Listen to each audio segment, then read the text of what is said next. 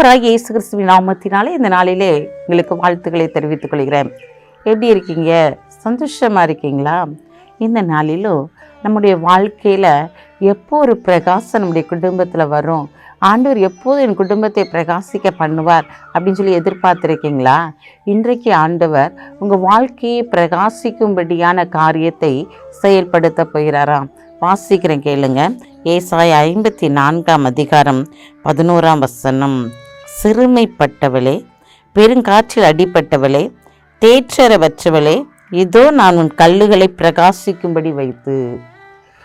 நீ சிறுமைப்படுத்தப்பட்டிருக்கலாம், தேற்றுவதற்கு யாரும் இன்றி தவித்திருக்கலாம், பெருங்காற்றில் அடிப்பட்டவர்களைப் போல பிரச்சனைகள் மத்தியில் நீங்கள் வாழ்ந்து கொண்டிருக்கலாம்.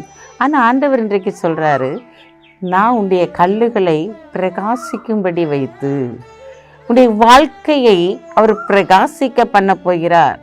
கண் மனையின் மேல் வைத்து உன்னை பிரகாசிக்க பண்ணுகிற தேவன் இன்றைக்கு கடந்து வந்திருக்கிறார்.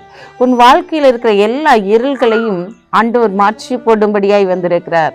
இந்த நாளில் பெருங்காற்று கொந்தளித்து உன் குடாரத்தை வேதனைப்படுத்தி இருக்கலாம், உன்னை தேற்றுவார் என்று நீ தவித்து கொண்டிருந்திருக்கலாம். இந்த நாளிலும் ஆண்டவர் உன்னை தேற்றி உன்னை பிரகாசிக்கும்படியான காரியத்தை செயல்படுத்தும்படிக்கு இந்த நாளில் உன் கல்லுகளை பிரகாசிக்கும்படி வைத்து உன் வாழ்க்கையை அநேகருக்கு மத்தியில் பிரகாசிக்க பண்ண போகிறார். கவலைப்படாதீங்க. ஏன் கவலைப்பட்டு கலங்கிடுறீங்க?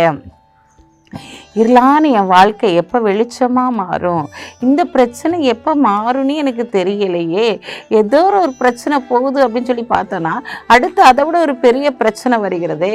இந்த நாட்களில் கடல் காற்று கொந்தளிப்பது போல இந்த நாட்களில் என்னுடைய வாழ்க்கை ஒவ்வொரு நாளும் கொந்தளித்து கொண்டே இருக்கிறதே, நான் என்ன செய்வேன் என்று சொல்லி நீ அழுது புலம்பிக் கொண்டு இருக்கலாம்.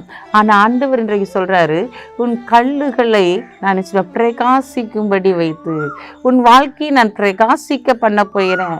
இத்தனை நாட்களை நீ வாழ்ந்த வாழ்க்கை அல்ல, இந்த நாட்களில் உன் கல்லுகள் பிரகாசிக்க பண்ண போகிறேன். உன்னுடைய வாழ்க்கையை நான் பிரகாசிக்க பண்ண போகிறேன். அது எந்த மனிதனாலும் தடுத்து நிறுத்த முடியாது. இந்த நாட்டில் எந்த இடத்திலெல்லாம் ஆண்டவரை நான் பிரகாசிக்க வேண்டும் என்று சொல்லி நீ எதிர்பார்த்தாயோ, எந்த இடத்துல நான் பிரைட்டாக இருக்கணும் என்று சொல்லி எதிர்பார்த்தாயோ, அந்த இடங்களிலே ஆண்டவர் பிரகாசிக்கும்படியான காரியத்தை செயல்படுத்த போகிறார். ஏன்னா அவர்கள் அவரை நோக்கி பார்த்தார்கள், அவர்களுடைய முகம் பிரகாசம் அடைந்தது என்று சொல்லி நம்ம வேதத்திலே வாசிக்கிறோம். ஆம் பிரியமானவர்களே, இன்றைக்கு ஒரு பிரகாசமான வாழ்க்கைக்குள்ளாய் பிரவேசிக்க போறீங்க. எந்தெந்த காரியத்தில் ஒரு பிரகாசம் வேணும், வாழ்க்கையில் இருக்க இருள் மறையணும்னு சொல்றீங்களோ அந்த காரியத்தில் ஒரு பிரகாசத்தை கொடுத்து ஆண்டவர் இன்றைக்கு உங்களை தலை நிமிர பண்ண போகிறார். கலங்காதீங்க. நீங்க பெரிய காரியங்களை பார்க்க போறீங்க. கண்களை முடிச்சு பிப்போம். அன்புள்ள ஆண்டவரே, இந்த நாளுக்காக உமக்கு நன்றி சொல்லுறையா. இந்த நாளிலும் கூட தகப்பனையும் துதிக்கிற சோதரிக்கிறோம். உங்களுடைய கரம் ஆண்டவரே உங்களுடைய பிள்ளைகளோடு இருக்கட்டும் ஐயா. எந்தெந்த பிள்ளைகளுடைய வாழ்க்கையில பிரச்சனைகளோடு, போராட்டங்களோடு, வியாதிகளோடு, கண்ணீரோடு, கடன் பிரச்சனைகளோடு அழுது புலம்பிக் கொண்டு இருக்கிறார்களோ அவருடைய வாழ்க்கையை நீர் பிரகாசிக்கும்படி பண்ண போறீங்கப்பா. அவருடைய வாழ்க்கையில நீர் பிரகாசத்தை கொடுக்க போறீங்க. இவருடைய கல்லுகளை பிரகாசிக்க பண்ண போறீங்க. உங்களுடைய வாழ்க்கையை பிரகாசிக்க பண்ண போறீங்க. உங்களுடைய பிள்ளைகளுடைய வாழ்க்கையை பிரகாசிக்க பண்ண போறீங்க.